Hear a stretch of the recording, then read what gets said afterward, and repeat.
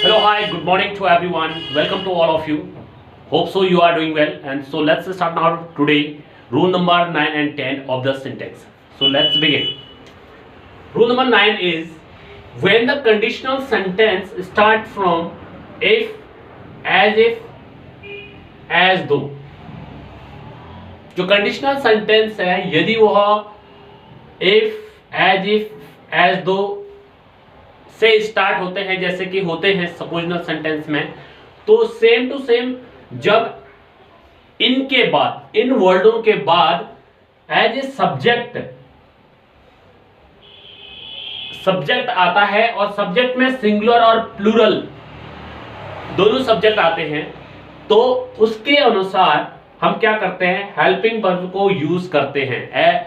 जैसे singular subject है तो सिंगुलर सब्जेक्ट के साथ सिंगुलर हेल्पिंग वर्ब का यूज किया जाएगा, और प्लूरल सब्जेक्ट है तो प्लूरल हेल्पिंग वर्ब का यूज किया जाएगा। राइट।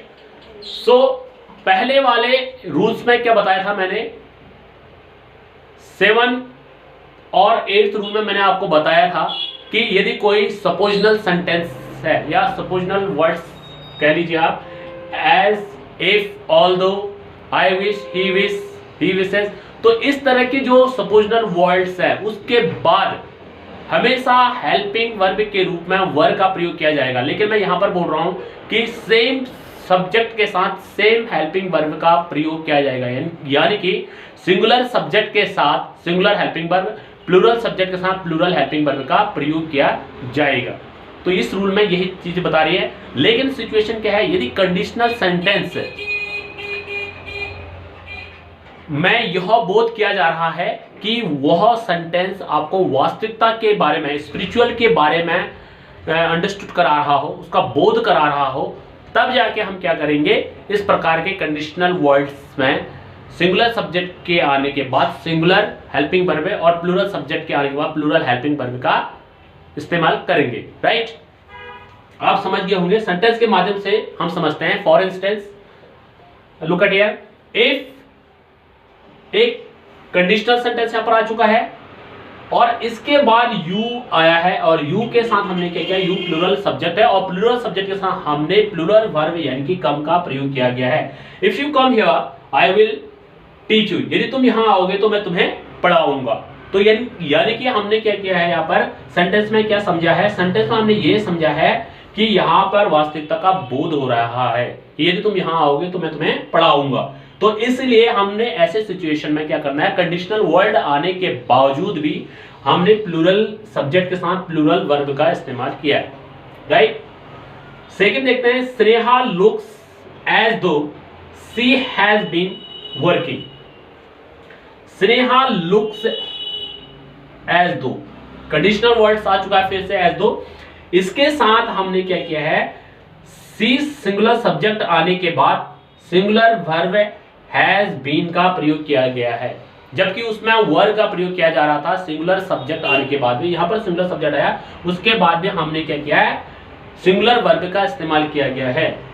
स्नेहा लुक्स एज दो, स्नेहा देख रही है मानो, सी दिख रही है, दिखती है, कैसे दिखती है, प्रेजेंट इंडेफिनिट टेंस का सेंटेंस है। एज दो मानो कि वो क्या कर रही है, शी हैज बीन वर्किंग, जैसे कि वो काम कर रही है।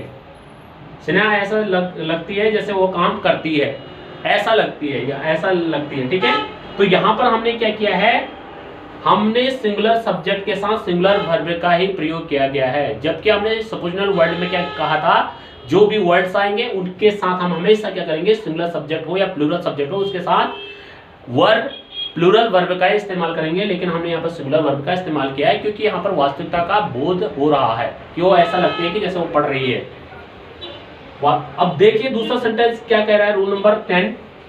यदि हमारे पास ऑपरेटिव सेंटेंस आते हैं, ऑपरेटिव मतलब होता है इच्छाबोधक वाक्य, जिसमें इच्छा, विल के बारे में जाहिर बात की गई हो, और उसमें सिंगुलर सब्जेक्ट के साथ use of the plural verb का प्रयोग किया जाता है। सिंगुलर सब्जेक्ट आएगा सिर्फ ऑपरेटिव सेंटेंस में, और इसके सिंगुलर सब्जेक्ट के साथ हमेशा हम क्या यूज करेंगे, प्लूरल वर्ब का इस्तेमाल करेंगे, जबकि सिंगुलर सब्जेक्ट के साथ सिंगुलर वर्ब का इस्तेमाल किया जाता है अकॉर्डिंग टू ग्रामेटिकली रूल। और यहाँ पर हम क्या देखेंगे, जो मे वर्ड होगा वो कहीं ना कहीं हिडन के रूप में होगा, छुपा होगा, और वो हम क्या कर सकते हैं, उसको अंडरस्टूड कर सकते हैं। देखिए सेंटेंस को, फॉर इंस्टेंस क्या बोल रहे हैं सेंटेंस में, long life our friendship, long live our friendship पढ़िए। तो यहाँ पर देखिए ये लिव जो है ना वो क्या है, प्लूरल वर्ब का इस्तेमाल किया गया है, राइट। तो सेंटेंस करेक्ट है। सेकंड देखिए, गॉड सेव द किंग। अब गॉड सेव द किंग यहाँ पर क्या है, प्लूरल वर्ब का इस्तेमाल किया गया है। गॉड क्या है, सिंगुलर सब्जेक्ट है, सिंगुलर सब्जेक्ट के साथ हमने यहाँ पर प्लूरल वर्ब का यूज किया गया है। तो इसलिए हमने यह देखा है कि सिंगुलर सब्जेक्ट के साथ हमने क्या, प्लूरल वर्ब का यूज किया है, जैसे कि सेंटेंस में बताया गया। ये ऑपरेटिव सेंटेंस के अंतर्गत ही ऐसा रूल आता है। होप सो आपको ये वीडियो समझ आएगी। वीडियो समझ आए तो आपको लाइक शेयर एंड सब्सक्राइब कीजिएगा।